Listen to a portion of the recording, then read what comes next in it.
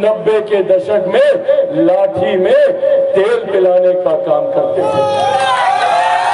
ये वही लोग हैं जो नौकरी के बदले हम लोगों की जमीन हड़पने का काम करते हैं। एक तरफ आदरणीय राधा मोहन सिंह जी हैं, तो वहीं दूसरी तरफ प्रधानमंत्री जी का ये हनुमान भी है, जिससे प्रधानमंत्री जी उतना ही प्यार करते हैं। बिहार से जब ईवीएम की मशीनें खुलेंगी तो बिहार की 40 की 40 सीटें प्रधानमंत्री जी के खाते में जानी चाहिए। ये आग्रह आप लोगों से करने आए। साथियों, जब हमारे प्रधानमंत्री जी का तीसरी बार देश का प्रधानमंत्री बनना तय है, तो ऐसे में हम सबकी जिम्मेदारी बढ़ जाती है। पूर्वी चंपारण लोकसभा के एक एक मतदाता की जिम्मेदारी बढ़ जाती है कि आप यहाँ से एक ऐसे शख्स को जिता कर भेजें, एक ऐसे व्यक्ति को आप यहाँ से जिता कर भेजें जो जीतने के बाद 4 तारीख को जब ईवीएम मशीन खुलेंगी और परिणाम जब सामने आएंगे और प्रधानमंत्री जी जब तीसरी बार देश के प्रधानमंत्री बन जाएंगे, तो आपका प्रतिनिधि करने वाला व्यक्ति प्रधानमंत्री जी के बगल में बैठने वाला व्यक्ति हो, उनके साथ बैठकर आप लोगों की योजनाओं को पारित कराने वाला व्यक्ति है। ये बात किसी से छुपी नहीं है। मेरे अभिभावक आदरणीय राधा मोहन सिंह जी के कितने मधुर और कितने खूबसूरत संबंध हमारे प्रधानमंत्री आदरणीय नरेंद्र मोदी जी के साथ रहा।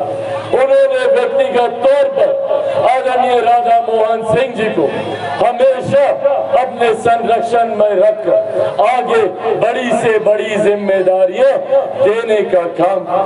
तो जब एक तरफ आदरणीय राधा मोहन सिंह जी हैं, तो वहीं दूसरी तरफ प्रधानमंत्री जी का ये हनुमान भी है, जिससे प्रधानमंत्री जी उतना ही प्यार करते हैं।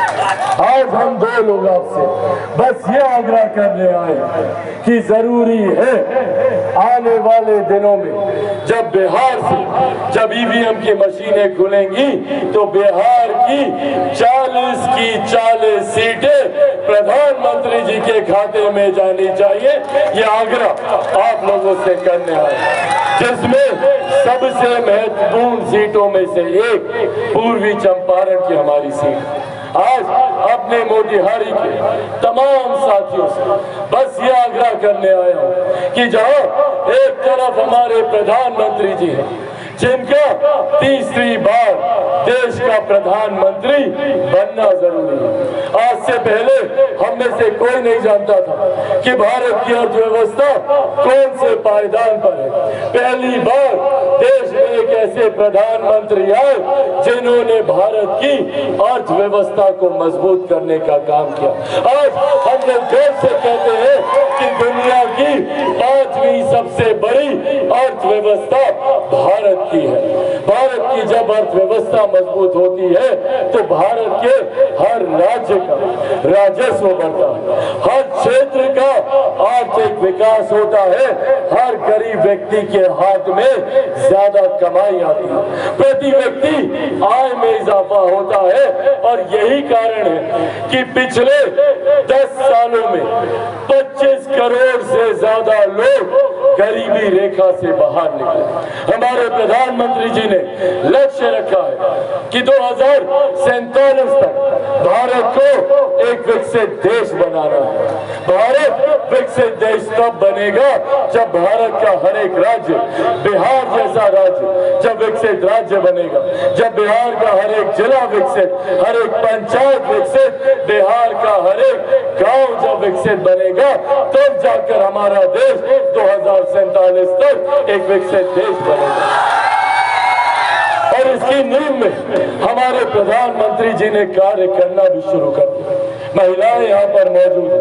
आज से पहले किसी प्रधानमंत्री ने महिलाओं के सम्मान की चिंता नहीं की। पहली बार देश में एक ऐसे प्रधानमंत्री आए जिन्होंने महिलाओं के सम्मान की चिंता करते हुए उनके लिए शौचालय का निर्माण किया। उज्ज्वला योजना घर घर पहुंचाकर चूल्हे चौके से होने वाले स्वास्थ्य पर हानिकारक प्रभाव से महिलाओं को बचाने का काम किया।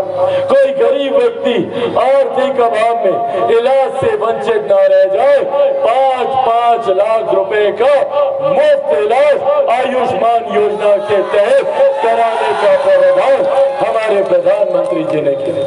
हमारे प्रधानमंत्री जी ने आज हम लोग को गर्व होता कि देश की ही नहीं दुनिया की सबसे बड़ी गरीब कल्याण की योजना, जिसका श्रेय मैं मेरे नेता, मेरे पिता आदरणीय रामविलास पासवान जी को भी देता हूं, जिसमें यकीनन भूमिका आदरणीय राधा मोहन सिंह जी की भी रही।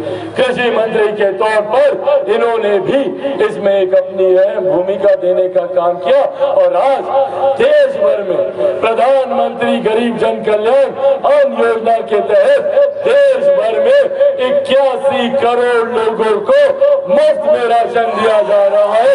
ये सिर्फ हमारे प्रधानमंत्री आदरणीय नरेंद्र मोदी जी, जब प्रधानमंत्री जी ने सरहद से हमारी सीमाओं को सुरक्षित रखा तो अंतरिक्ष के माध्यम से देश को विकास की राह पर आगे बढ़ाने का काम किया।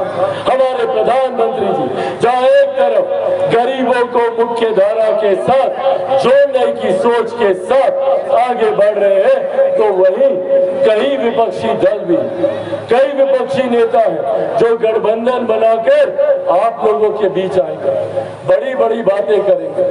कांग्रेस, राजद, इनके घटक दल ये लोग आएंगे और बड़ी बड़ी बातें करेंगे, पर याद रखिएगा कौन है ये लोग? ये वही लोग हैं जो 90 के दशक में लाठी में तेल पिलाने का काम करते थे।